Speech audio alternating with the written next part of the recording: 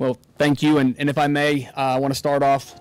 City Manager, with really a tremendous amount of thanks for the confidence that you are placing in me and the role that you are appointing me to. I absolutely understand the importance of the role of the Chief of Police and the role that we play in this community, not only to ensure that the community maintains the level of safety that it deserves, but that we do so in a procedurally just way. I actually very much appreciate the process that we went through this past month as well, with all of the community engagement, because that gave me an opportunity to hear directly from the community, many of whom we talk with and work with regularly, but in a very focused way, issues that are important to our community, issues that the police department needs to focus on, and many of those are captured in the memo that the manager discussed earlier that outlined priorities for the department, issues that we will address as we work together to push the organization forward. I appreciate having members of the local civil rights groups and community activist groups as well,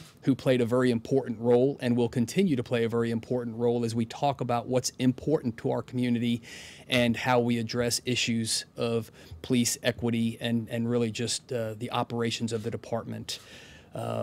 I also want to take just a moment today. I'm going to keep my comments brief because we still have to go through the affirmation process next week. But to the men and women of the Austin Police Department,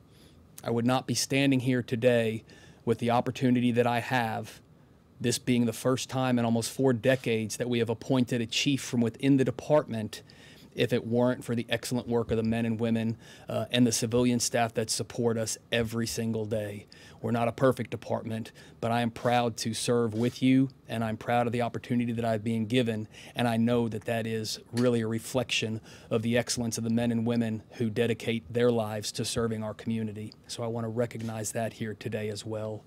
I look forward to the opportunities that lie ahead, but also to the challenges as we address issues that face American policing across the country, but especially here locally. Issues that have come to light here recently, but as well as issues we've been addressing at a global level. The manager mentioned the 5 key areas that we're going to be focusing on.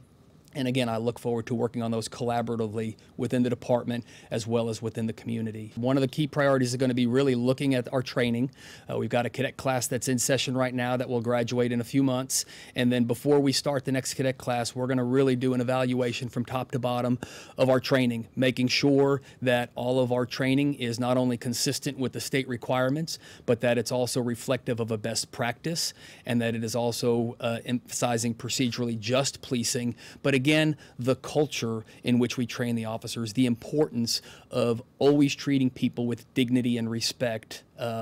understanding the dangers of the job that happened in the moment, but realizing that the majority of law enforcement officers' work is in that guardian role and really in that community building role.